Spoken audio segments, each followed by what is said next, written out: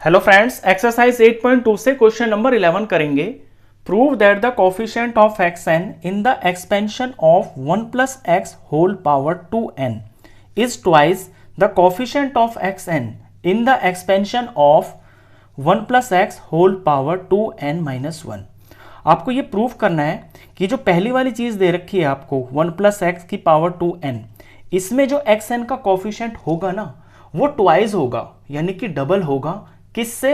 जो आपको सेकंड दे रखा है या नीचे 1 plus x whole power 2n minus 1, इसकी एक्सपेंशन में जो एक्स एन का कोफिशिएंट होगा उससे ट्वाइस होगा पहले वाले का। यानी सिंपल सी बात यह है कि आपको दोनों के एक्सपेंशन में एक्स एन का कोफिशिएंट निकालना है और फिर आपको यह प्रूव करना है कि जो पहला वाला है इसमें एक्स एन का कोफिशिएंट जो होगा वो दूसरे वाले से ट्वाइस होगा। ये आपका क्वेश्चन है। तो सबसे पहले तो हम इन दोनों के अंदर एक्स एन का कोफिशिएंट ही निकाल लेंगे और उसके बाद इस रिलेशन को हम प्रूव कर देंगे। तो मुझे यहाँ पे एक्स एन का कोफिशिएंट निकालना है दोनों के अंदर। मैं दोनों को अलग अलग करूंगा, यहाँ पे सेम स्टेप्स होंगे बिल्कुल। पहले मैं पहले वाला उतार लेता हूँ, ये जो मेरे को गिवन है 1 प्लस एक्स की होल पावर 2n, इसके लिए मैं यहाँ पे काम करूंगा। और दूसरा वाला ये है 1 plus x whole power 2n minus 1, इसमें मेरे को एक्स एन का कोफिशिएंट निकालना है और फिर इसके अंदर एक्स एन का कोफिशिएंट निकालना है। तो जनरल टर्म से हम शुरू करेंगे। एक बार जनरल टर्म में फिर से आपको रिवाइज करा देता हूँ। टी आर प्लस 1 ये बराबर होता है एन सी आर, ए की पावर n माइनस आर और b की पावर r। ए और b यहाँ पे क्या होते हैं? ए और बी मेरे ये होते हैं जैसे a प्लस बी की पावर n। तो a होता है जो ब्रैकेट के अंदर फर्स्ट टर्म होती है, b होता है जो सेकंड टर्म होती है और n इनकी पावर होती है। तो ये जनरल टर्म होती है। जब हम इसकी एक्सपेंशन करेंगे, इसकी जो जनरल टर्म होगी उसके अंदर a का काम करेगा यहाँ पे 1, b का काम करेगा यहाँ पे x और n का काम करेगा 2n। तो इसकी जनरल टर्म अब लिखते हैं। टी आर प्लस 1 बराबर एन सी आर होता है, n है यहाँ पे 2n, ये c और ये r, फिर a की power n minus r, a का काम यहाँ पे 1 करेगा और इसकी power n minus r, n की जगह हम 2n लिखेंगे और ये माइनस और ये r। b का काम करेगा यहाँ पे x, ये मैंने x लिखा और r की जगह पे r। ये इस एक्सपेंशन की जनरल टर्म हो गई है। अब यहाँ पे आपको समझनी है बात कि एक्स एन का कोफिशिएंट निकालना है। यहाँ पे x की पावर आ रही है r, अगर r की जगह पे मैं n रख देता हूँ तो फिर यहाँ पे एक्स एन बन जाएगा। यही मेरे को करना है, इस एक्स आर को मेरे को एक्स एन बनाना है। तो यहाँ r की जगह n रखना है। तो इस टर्म के अंदर जो जनरल टर्म है यहाँ हर जगह पे आपको r की जगह पे n लगाना पड़ेगा। तो थोड़ा सा लैंग्वेज में लिखते हैं, put r is equal to n। तो अब इसकी जनरल टर्म इस तरह से लिखी जाएगी, t n plus 1 is equal to, ये सब सेम रहेगा बस r की जगह n लग जाएगा, 2n सी n, 1 की पावर 2n माइनस n और x की पावर यहाँ पे n हो गया। अब आपको कोफिशिएंट निकालना है x की पावर n का, यानी एक्स एन का कोफिशिएंट निकालना है। तो एक्स एन से अलग जो कुछ भी यहाँ पे साथ में मल्टीप्लाई में लिखा हुआ है वो सब एक्स एन का कोफिशिएंट है। यहाँ पे ये दो चीजें लिखी हुई हैं, 2n सी n और 1 की पावर 2n माइनस n। और 1 की कोई भी पावर हो वो तो आपको 1 ही देता है, तो इस चीज को तो आप यहाँ पे इग्नोर कर सकते हो। 1 का कोई भी डिग्री हो, कोई भी पावर, वो तो आपको 1 ही देता है ना। तो इससे तो कोई फर्क ही नहीं पड़ेगा अगर आप इसे सॉल्व करो ना भी करो, तो इसे तो आप भूल जाओ। तो बचा ये 2n सी n। तो यहाँ पे एक्स एन का जो कोफिशिएंट है वो सिर्फ आप ये लिख सकते हो, यही इसका कोफिशिएंट होगा। तो मैं इसे लिख देता हूं, कोफिशिएंट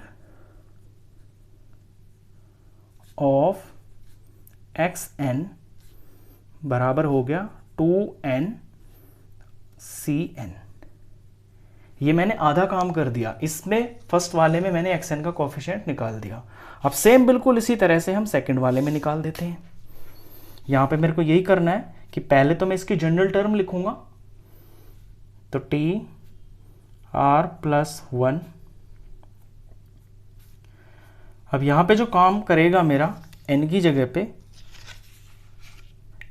पे काम करेगा ये 2n माइनस n, क्योंकि यहाँ पे पावर ये है ना, तो 2n माइनस 1 c और नीचे में r हो जाएगा, और a का काम करेगा यहाँ पे 1, ये 1 मैंने ब्रैकेट में लिख लिया, और n माइनस आर यानी n तो है 2n माइनस 1 और इसमें माइनस r करना है, तो ये माइनस और ये r हो गया। और b का काम करेगा यहाँ पे x, ये मैंने x लिखा और इसकी पावर r, ये मैंने r लिखा। अब यहाँ भी आपको बिल्कुल सेम इसी तरह से समझना है कि कॉफिशिएंट आपको xn का निकालना है ना, तो इसके अंदर यहाँ पे x की पावर r है, अगर r की जगह आप n लगा दोगे तो फिर xn बन जाएगा यहाँ पे। तो जितना भी ये सारा लिखा हुआ है इसमें आपको r की जगह पे n पुट करना है। सेम इसी तरह से लिखेंगे हम कि put r is equal to n, तो ये लिखा जाएगा tn plus 1 is equal to 2n minus 1 combination, r की जगह पे n लिखना है, यहाँ पे ये 1 हो गया, ये 2n माइनस 1 और r की जगह पे n लिखना है, माइनस n हो गया, और लास्ट में ये x इसकी पावर r है, इसकी जगह n लिखना है।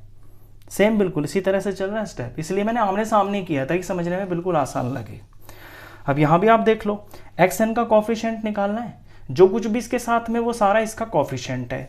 1 वाली चीज़ को आप इग्नोर कर सकते हो, 1 की कोई भी पावर हो आपको 1 ही देगा, और 1 के साथ में अगर कुछ मल्टीप्लाई में है तो फर्क तो डालेगा नहीं। तो यहाँ इसका जो कॉफिशिएंट है xn का, वो इतना वाला पार्ट है जो कॉम्बिनेशन वाला पार्ट है, 2n माइनस 1 cn लिख देते हैं इसी तरह से। Coefficient of xn is equal to 2n minus 1 और ये cn। तो इन दो चीज़ों की मेरे को ज़रूरत पड़नी थी, ये मैंने पहले निकाल ली है। अब इनके बीच में जो रिलेशन है वो मेरे को दिखाना है। रिलेशन ये दिखाना है कि xn, ये जो पहला वाला है, इसका जो कॉफिशिएंट है ना वो दूसरे वाले का डबल है, यानी जो मेरे को दिखाना है वो मैं थोड़ा लैंग्वेज में लिख देता हूँ। वी आर टू प्रूव,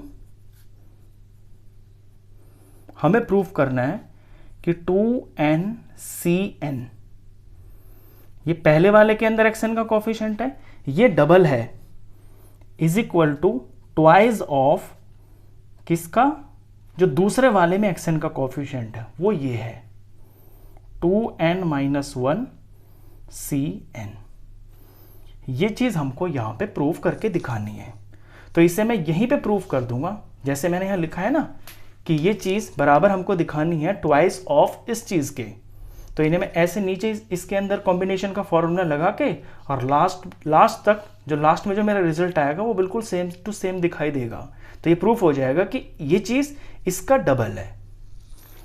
अब इसके अंदर हम कॉम्बिनेशन का फॉर्मूला लगा देते हैं अपना NCR वाला, एक बार लिख देता हूँ रिवीजन के लिए।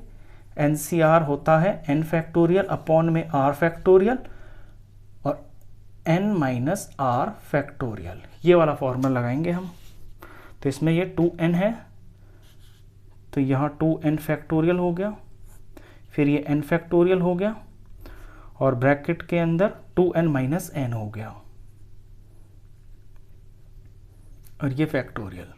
इसी तरह से इस 2 को मैं यहाँ बाहर रखूँगा ब्रैकेट में, इसको अंदर सॉल्व कर लूँगा। ये 2 हो गया, और अंदर में मैं फॉर्मूला लगाता हूँ 2n माइनस 1, 2n माइनस 1, ऊपर ये फैक्टोरियल हो गया n फैक्टोरियल, नीचे फिर ये r फैक्टोरियल यानी n फैक्टोरियल, और ब्रैकेट के अंदर n माइनस r यानी 2n माइनस 1 और माइनस n, और ये फैक्टोरियल।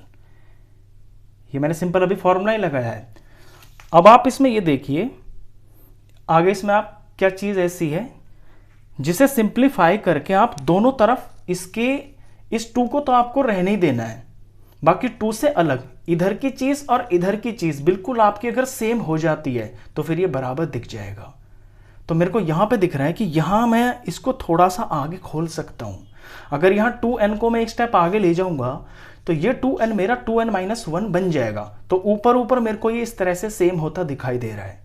इसी तरह से यहाँ n फैक्टोरियल है, यहाँ भी n फैक्टोरियल है, और यहाँ पे 2n माइनस n लिखा हुआ है, यहाँ पे 2n माइनस 1 माइनस n लिखा हुआ है, तो चीज़ें यहाँ पे मेरे को सेम होती दिख रही हैं। पहले मैं थोड़ा सा इसको सिंप्लीफाई कर लेता हूँ अगले स्टेप के अंदर।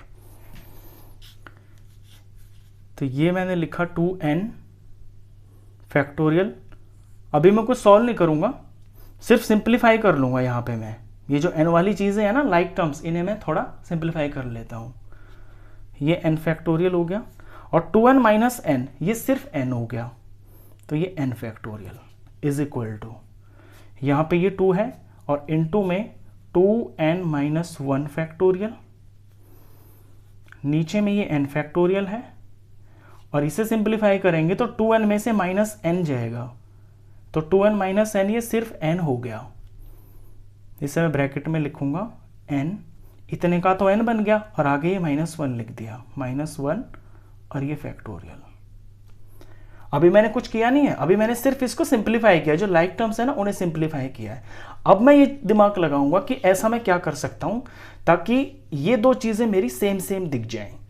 तो उसके लिए मैं देख रहा हूं कि यहाँ पे 2n है, यहाँ 2n माइनस 1 है, इसको अगर मैं एक स्टेप आगे ले जाऊंगा तो 2n माइनस 1 हो जाएगा। और यहाँ मैं देख रहा हूँ कि एक n फैक्टोरियल है, एक n फैक्टोरियल है, ये तो सेम है ही। और इधर इस n फैक्टोरियल को मैं अगर एक स्टेप आगे ले जाता हूँ तो यहाँ n माइनस 1 फैक्टोरियल आ जाएगा, और वो यहाँ पे भी है n माइनस 1 फैक्टोरियल। तो करते हैं, अगला स्टेप करते हैं। बस अब इसको हमें सेम ही दिखाना है कैलकुलेट करके। ये है 2n, इससे आगे जाऊंगा तो ये बनेगा 2n माइनस 1 फैक्टोरियल। ऊपर में मैंने ये खोल दिया, नीचे में एक n फैक्टोरियल को मैं एज इट इज रख लूंगा और एक को खोल देता हूं मैं, इसे खोल देते हैं n, और इससे अगला स्टेप जाएगा तो ये हो जाएगा n minus 1 factorial is equal to, यहाँ पे चलते हैं, ये 2 इंटू में 2n माइनस 1 फैक्टोरियल, और नीचे ये n फैक्टोरियल, और यहाँ पे ये n माइनस 1 फैक्टोरियल। इधर मैंने कुछ नहीं खोला है क्योंकि ऑलरेडी छोटा है, हम उसको खोलते हैं जो बड़ा होता है। अब इधर देखिए, इधर कुछ कटता दिखेगा आपको, यहाँ पे नीचे ये सिर्फ n है और ऊपर में ये सिर्फ n है जो मल्टीप्लाई में, ये आपके कट जाएंगे, इन्हें मैं काट सकता हूँ, ये मैंने काट दिया। अब आप गौर करोगे तो आपको बिल्कुल चीजें सिंपल ही दिखाई देंगी, यहाँ पे मतलब सेम दिखाई देगा। यहाँ 2 है, यहाँ पे 2 है, ऊपर 2n minus 1 factorial, 2n minus 1 factorial, नीचे n फैक्टोरियल, ये n फैक्टोरियल, और n minus 1 factorial, n minus 1 factorial, बिल्कुल सेम हो गया ना। ऊपर से हमने कॉम्बिनेशन का फॉर्मूला लगाते हुए चले और हमने लास्ट तक दिखा दिया कि ये दोनों चीजें जो है ना बराबर हैं, तो दिखा दिया हमने। Therefore left hand side is equal to right hand side, और ये चीज हम ऊपर लेके ही चल रहे थे कि ये चीज इसका डबल है, तो ये हमने यहां पे प्रूव कर दिया, हैंस प्रूव्ड। क्वेश्चन खत्म।